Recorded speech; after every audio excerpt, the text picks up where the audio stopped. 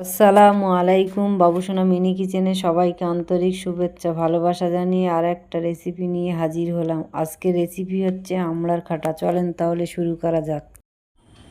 আমরা প্রথমে আমড়াটাকে ছিলে ভালো করে ধুয়ে নিলাম। আপনারা এইভাবে ছিলে ধুয়ে নেবেন, আর যাতে আমড়াটার এই সবুজ অংশটা পুরোটা না থাকে, হালকা হালকা একটু একটু থাকে, সাদা অংশ মতো এরকম রাখবেন। আর টকটা একটু কম লাগবে, চিনিটার পরিমাণ কম দিতে পারেন। আপনারা এইভাবে আমড়াটাকে হালকা হালকাভাবে চেয়া দিয়ে নেবেন, তাহলে তাড়াতাড়ি সিদ্ধটা হয়ে যাবে।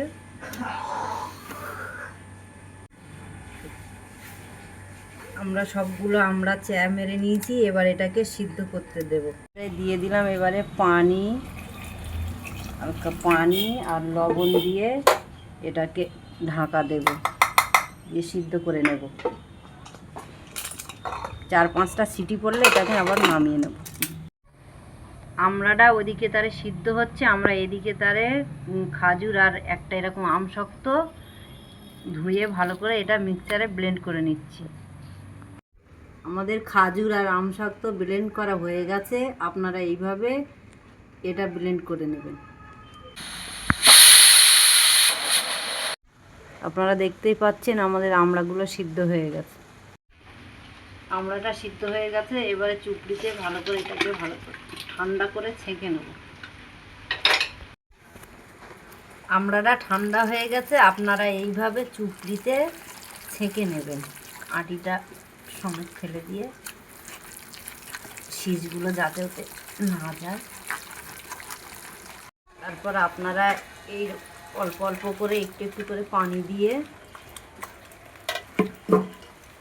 আমড়াটা ছেঁকে নেবেন। ছেঁকা হয়ে গেছে, এবারে আমরা হাঁড়িতে এটাকে ঢেলে দিচ্ছি, গ্যাসে বসিয়ে দিচ্ছি। তার সঙ্গে আগে থেকে আমি 3টে নারকেলের দুধ বার করে রেখেছিলাম, 1.5 কেজি আমড়ার জন্যে ঢেলে দিচ্ছি।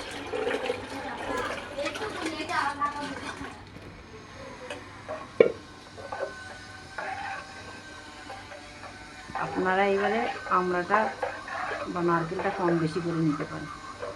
এটা অনবরত নাড়তে হবে, না নাড়লে আবার দুধটা কেটে যাবে।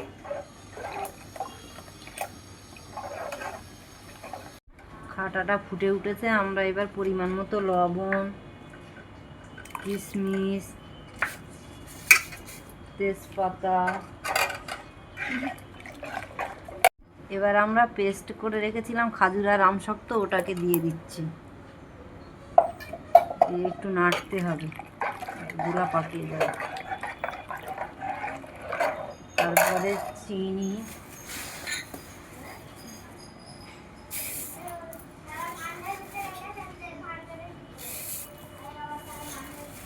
আমি এখানে 4 পেয়ালা মতো চিনি দিয়েছি।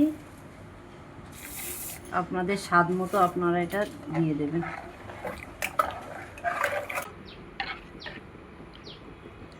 অনেকটাই ফুটে গেছে, এবার একটু টেস্ট হওয়ার জন্যে তেঁতুল দিয়ে দিলাম অল্প একটু।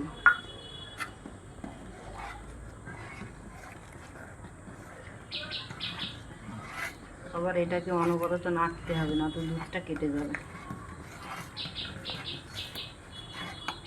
এবার ফোড়ন দিতে হবে একটু।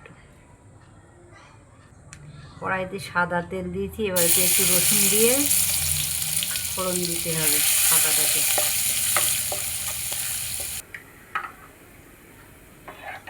এবারে খাটাটা এর ভিতরে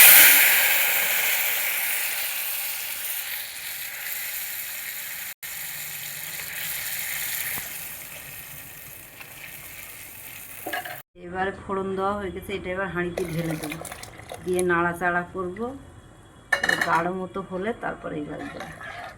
আমাদের খাটাটা পারফেক্ট হয়ে গেছে, এবারে এলাচ দিয়ে 5 মিনিট পরে এটাকে নামিয়ে নেব। মিনিট হয়ে গেছে, এবারে নামিয়ে নিচ্ছি।